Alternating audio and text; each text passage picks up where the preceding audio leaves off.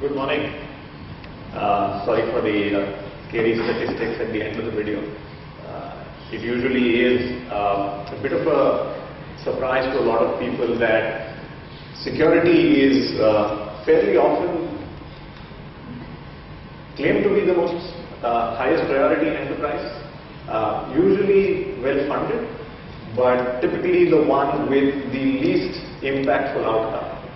Because the amount of holes that you have to plug, the ones that are known you can, the ones that you don't know about are probably even more than the ones that you know. And so we are going through an era where this is multiplying over a period of time. So what we'll do today is we'll quickly run through what we are doing to address some of that, specifically from an enterprise point of view. Not necessarily focused on only one aspect of what you're doing, but also across multiple facets of what really is happening in the enterprise and how are things changing from a consumption perspective of what technology is delivering in the enterprise and what can you do to try and mitigate and address some of that. So over the next 20-25 minutes I'll try and run through what we are doing and how we can help you do that. So that it gives you a perspective of where Cisco is coming from. In my session yesterday, we've seen a bit about what we are doing from a data center point of view, and we've seen that cloud is really fairly pervasive, and that really is the way Cisco envisages and envisions technology deployments in enterprise going forward. So we'll take a quick look at what is it, a quick recap of the world today and what we are really seeing in data centers and what really are the challenges faced by this. Now this has been well covered in a lot of sessions since yesterday. We've gone through this in great amount of detail on how mobility and really the proliferation of access devices, either willfully given by the enterprise, enforced as part of an enterprise policy, or unwittingly got into an enterprise network by employees who just have very, very easy access to devices because technology has really become the entry barrier to an access device is really very low. And mobility has become very, very mainstream. Whether you like it or not, want it or not, there are people accessing enterprise applications from devices that are not really supposed to be there. A lot of applications and consumption services is moving to the cloud, and we've seen that in great detail yesterday. But really the way services are consumed and the way information is consumed really is changing because of the cloud. And because there are these 2 or 3 parallel tracks going around at the same time and some moving a little faster than the other, the kind of threats that you have in an enterprise is also changing and dynamically changing. So while we talk about the technology threat aspect and not so much about social engineering and the human aspect of the threat, there are multiple mega trends that are really driving the way security is getting impacted in an enterprise kind of setup. The cloud also is challenging IT like never before. So yesterday we've seen a great deal of how aligning with business priorities and really driving the technology setup as a business, as a profit center instead of a cost center is really, the way forward, deriving value for the organization and so on and so forth. But it also presents some fairly interesting challenges. It drives consumption in a way in which it was not delivered so far. So application access, for example, has multiple points. Let's just dial back maybe 15 years back. You had branch offices. Those offices had 2 desktops. They had a secure link over to your data center. The data center was also fairly simplistic, either client-server architecture or the beginning of the 3-tier architecture. You could really focus on a couple of pods, secure them, and know what's coming in and out of those links and lines. Today you have people on the go accessing pretty much everything, either in your data center, outside of your data center, information that resides within the perimeterized security of your premise or somewhere in the cloud. So not only are there multiple points of access, there are also multiple ways and means in which these are accessed from. There are also multiple sources of access. So the amount of the number of things that you need to monitor has significantly increased. So we run a global cloud networking survey year on year, and you'll see the dichotomy of this as we go along. The findings of some of what we've learned. The expectations, of course, are that a majority of applications will be on the cloud by 2015. We are seeing that coming through. 50% of CIOs actually agree and say yes, a majority of my applications, both critical and non-critical, will be on the cloud in the next couple of years. And one of the most critical infrastructures for the cloud and adoption of the cloud is, of course, WAN access. Because not everybody who is accessing these applications is sitting in the headquarters. You have people in remote branches, you have people in overseas branches, you have people working from home now, because that's also getting fairly mainstream. And WAN access and managing and monitoring WAN access is a very critical element as a service that technology is providing to the business today. So 2 expectations that I wanted to highlight from a whole host of ones that came out. On the other hand, challenges were fairly well documented, and overwhelmingly cloud performance is a key issue. Latency, type of access, the network that actually gets you to access all of this. Security and policy is a vast majority of people surveyed actually said security and policy is a very, very critical challenge for the client. You can't monitor which device people are accessing from. You can't monitor the end source where they are accessing it. How are you going to actually provide security between these 2 links? And of course, management of not only the way it is accessed, but also who is accessing it at what times and how is becoming a big challenge. Gone are the days when You could have detailed logs present in your data center of who's accessing what, who's the one who triggered an alert and things like that. So management is also a key concern. This was very interesting, and I failed to figure out why we asked these questions. But 2 out of 5 CIOs surveyed said that they would rather get a root canal, dig a ditch, or do their own taxes instead of trying to fix the security across their entire enterprises. So really, people are willing to go great lengths to try and avoid really fixing something that's very, very critical. And network security continues to be a big challenge for CIOs and CIO organizations worldwide. The key is really balancing all of this, and this is something that we are seeing increasingly happen in the way cloud consumption is going on in enterprises. If you look at the way things are getting consumed, so let's take the example, and this illustrates an example of a couple of employees sitting somewhere in a remote branch office, and you really are serving a cloud application to them in the remote branch office. But in order to access that cloud-based application, because you have security policies that you have enforced from an access control point of view, they will always have to hairpin through a data center that's probably located in your headquarters. A peer-to-peer directly to the cloud would probably have helped, but then you can't really enforce the policy. And this will increasingly happen for those of you who have enterprises with a vast array of branches. So for example, if you're in banking or if you're in retail, each one of those people will have to access the data center before they access the cloud. And that really defeats the purpose of having an application in the cloud. Hairpinning is very, very inefficient, it hogs network bandwidth, and it doesn't really provide the same quality of service that you expect out of accessing an application that really is supposed to be accessed from everywhere. Essentially, it compromises user experience, and you'll see that a lot of traffic is backfiring. In our experience and in our assessment, almost 90% of backfall traffic is primarily because of hairpinning due to reasons like this. And that's a huge amount of network bandwidth that you waste just trying to provide access because you want to control the way people access it. The second finding that we had is that current networks were not really designed for this kind of access.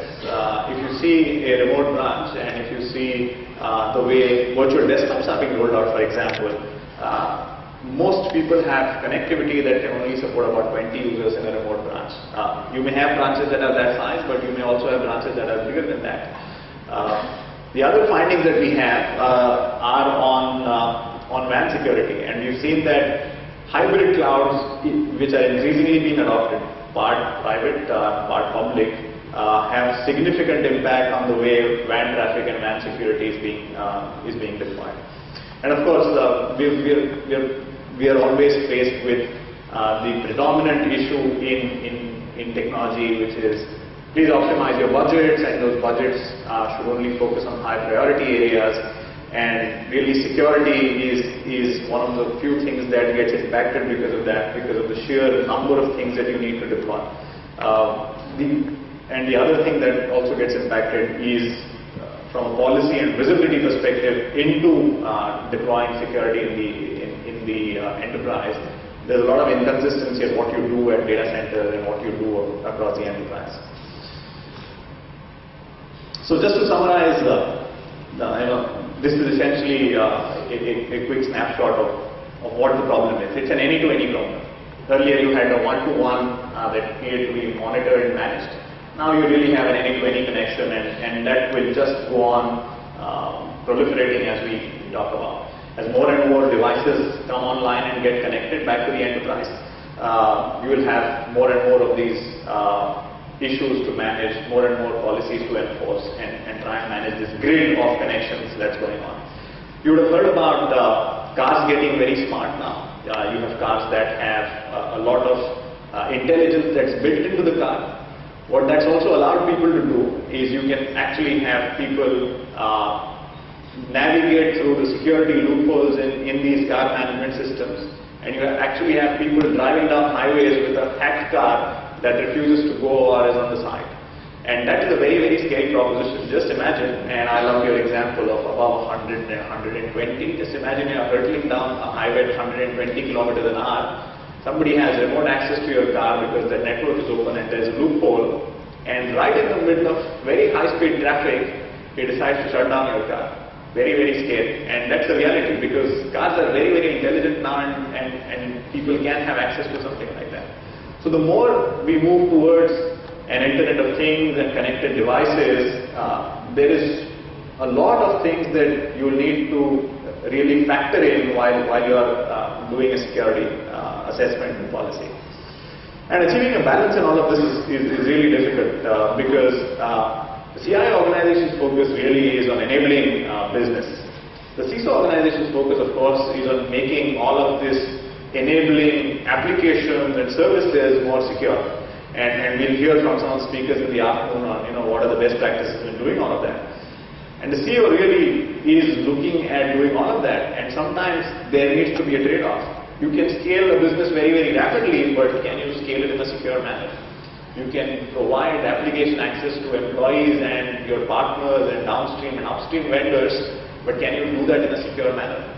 Is the data in your and information in your enterprise really available to only those people who should have it available? So a lot of challenges that are going along as we scale not only business but also the enabling and driving functions such as technology.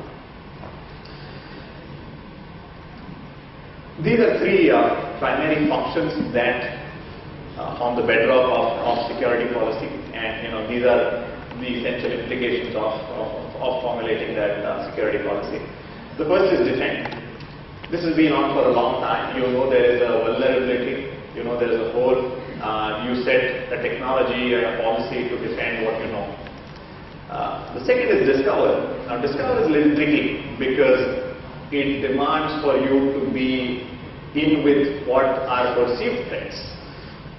And the third really is remediate. On what do you do after you discover? Do you contain it? Do you fix it? Where did this threat originate from, and do you really have the wherewithal to carry out a forensic analysis of who actually did this, how did this originate?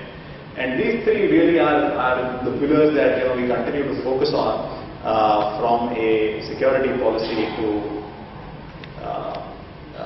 try and enforce a fairly holistic deployment of security in your organization. So it's not just about defend. You can of course defend what you know is going to be a threat.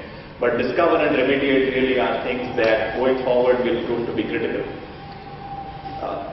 We believe that we are again at the heart of all of this, primarily because all data, all devices, all streams, all traffic that's flowing in the organization, outside of the organization, with users, with employees, with customers, with vendors, all of this is essentially flowing through your network. Without a network, nobody's really talking to each other. And so the easiest or the best place to focus on from a security perspective really is the network, because everything that's happening with all of these multiple variables is happening in the network at exactly the same time.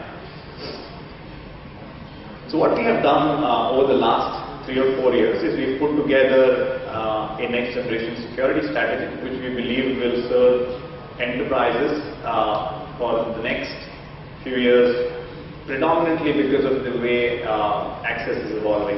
And this integrated platform focuses on those 3 pillars that I talked about: on defense, on discovery, and on remediation.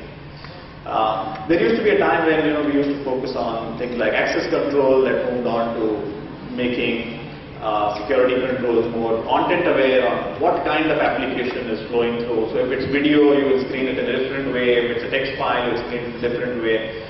And then you made it context aware. Who's accessing it? Why are they accessing it? What device are they accessing it from? And of course, threat aware. We saw some malware statistics. But what is the likely threat that will emerge from a context access like this, from a content of this type, and from an access control point of this type? So a lot of perimeter centricity is now moving towards the right to be really pervasive. You can set aside, you can build a very, very strong wall around the house, but really somebody can always climb the wall. So just being perimeter centric or device centric is not proving to be very useful now. You have to move for it to be pervasive across all 4 of these domains in order to provide good defense, in order to be and perceive discovery of threats, as well as to try and remediate all of this. Just to quickly give you a perspective, what we've done is we actually have put together a cloud now, and the cloud is built with a lot of intelligence and a lot of learning from a security point of view. So even across multiple ways of access, and this just illustrates that, for an email, it will check on SMTP connections, for example. Web gateways will be checked in a different way, firewalls, IPS, and endpoints. These are devices. You can use these devices to provide you a level of service. But what we've done is we've abstracted the intelligence and actually put it in a cognitive, artificial intelligence cloud that actually helps you deal with these threats. I'll just quickly jump to that. So on the right hand, you will see that there is the traditional detection, which is device-based detection, signatures. If this type of access comes in from this kind of a device, please prevent it from accessing it. If you have an email with this kind of a signature, put it out. That's easy to do. What we are now doing increasingly is we are providing AI-based analytics or artificial intelligence-based analytics to provide anomaly detection. And a lot of that is self-learning. It will learn and it will keep pumping all of that learning into the Cisco security cloud, and it will help you proactively discover some of the security threats that are coming in. Most of this again enforced over a network across a wide range of network devices, so you're really controlling the traffic on the roads rather than controlling who's driving the cars and what kind of cars are being driven. The discovery and defend piece is essentially covered by the SIO. What we've also gone ahead and done is provide remediation on trying to figure out what kind of threats have emerged, where have they emerged from, what is the way in which they have emerged, so that it really closes the loop from detection to mitigation. Detecting is just one part of it, but knowing what to do after you've detected a threat to your enterprise is really the next thing. So the entire platform that we have built is not just one product, but it helps you close the loop and try and enforce these policies from the learnings that you've had so far. Increasingly with programmable networks, you'll see that the applications are getting closer to the network. We'll very soon have a lot of applications with network centricity that will get deployed. Networks themselves are moving away from being fixed for metal boxes to being more programmable. So a lot of software is being and intelligence is being built into the network, and we'll see that a lot of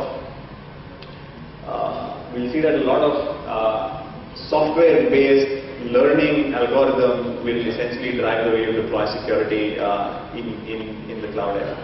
So I just want to quickly end with a couple of examples of how security criticality is solved in some of these deployment types. So I've essentially touched upon BYO or virtual desktops, which is essentially a distributed workplace across branches, people working from home, people getting their own devices. So secure access really is the issue that you're focused on. An expanded perimeter, and again people accessing it from pretty much anywhere, and which requires an integrated threat defense.